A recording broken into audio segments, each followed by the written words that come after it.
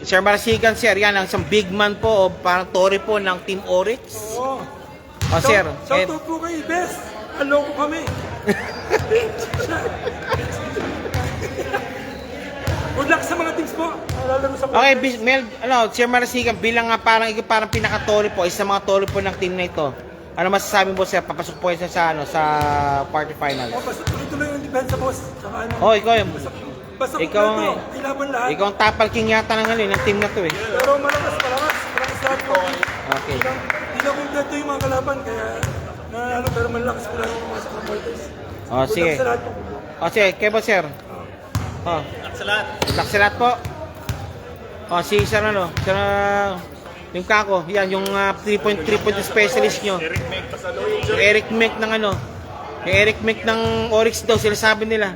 No injury, sir. Basta no injury. O, sige pa, basta yan, ganyan kalaban, no injury talaga. Tingnan lang. Malaki pa? Okay, with it po, ito pa, that concludes now, and kung good luck po, bilang number 1 sa quarterfinals, yan po ang Team Oryx. 3, 2, 1.